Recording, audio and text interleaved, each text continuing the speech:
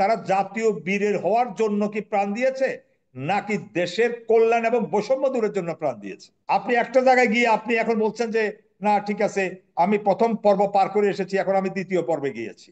এখন আমার কথাটা হলো, আপনার প্রথম পর্বটাই তো দেখে আমরা বুঝে গেছি দ্বিতীয় পর্ব কি হবে। এই সরকারে কোনোভাবে নির্বাচন ছাড়া আর অন্য কিছু করার রাইট নাই, এই কথাটা বললে জনগণের প্রতি, জুলাইয়ের প্রতি প্রচন্ড ধরনের অবিচার করা হবে, এবং এটা তার রাজনৈতিক ক্যারিয়ারের জন্য হুমকি হবে।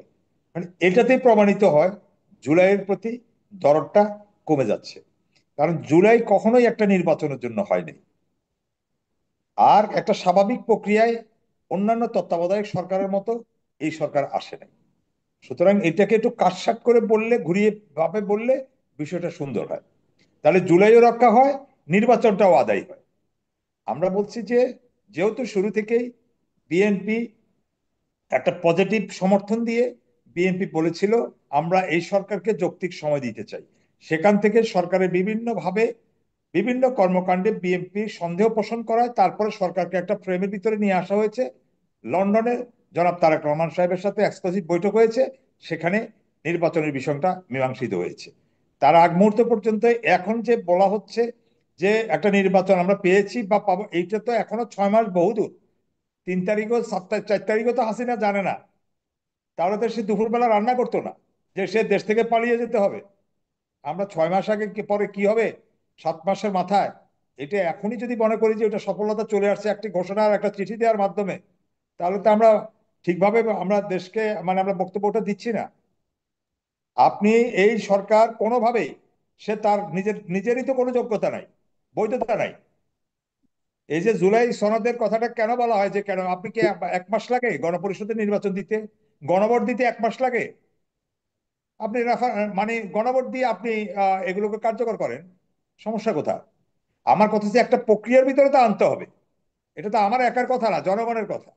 এখন আমাদের অনেক রাজনৈতিক দল আছে, তারা বলছে 700-র মতো সংস্কার প্রস্তাব দিয়েছে, আমরা 600-র উপরের সাথে একমত হয়েছে। আমাদের তো সংখ্যা দিয়ে বিচার করলে হবে না, আমাদের মৌলিক কোন জায়গাগুলো সংস্কার হয়েছে আমাদের সেটা দেখতে হবে। 5টি নির্বাচনের কথা আমার ছোট ভাই, হ্যাঁ আমাদের আহ, সম্রাট সাহেব বললেন, ভালো কথা, 5টি নির্বাচন হওয়া উচিত, কিন্তু যেভাবে ফরম্যাটটা করা হয়েছে তত্ত্বাবধায়ক সরকার, বা যে প্রস্তাবটা আছে ওই প্রস্তাবের প্রকৃতিতে এখনো ঐকমত্য হয়নি।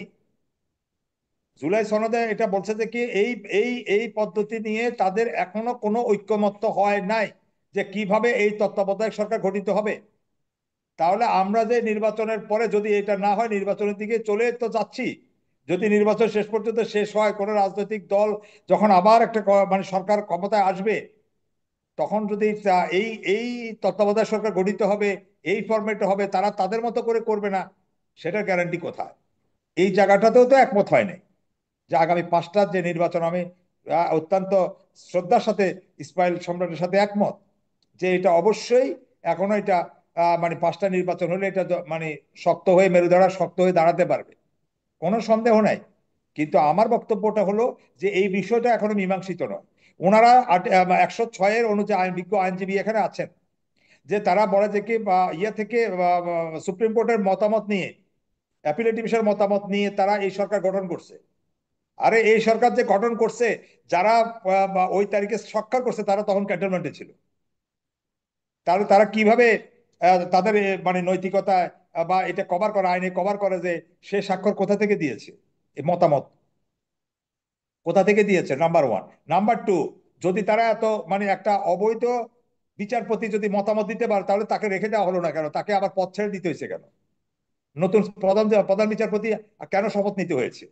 তাদের নৈতিক স্খলনের কারণে। তাহলে যারা নৈতিক স্খলন কারণে তাদেরকে পদত্যাগে বাধ্য করা হয়েছে, চলে যেতে বাধ্য করা হয়েছে, তাদের দেওয়া রেফারেন্স বা মতামতকে আমরা এত গুরুত্ব দিয়ে সরকারের বৈধতা একমাত্র বৈধতা হতে পারে এটা? আমি বলছি এগুলো রাষ্ট্রের বিশৃঙ্খলা তৈরি করবে।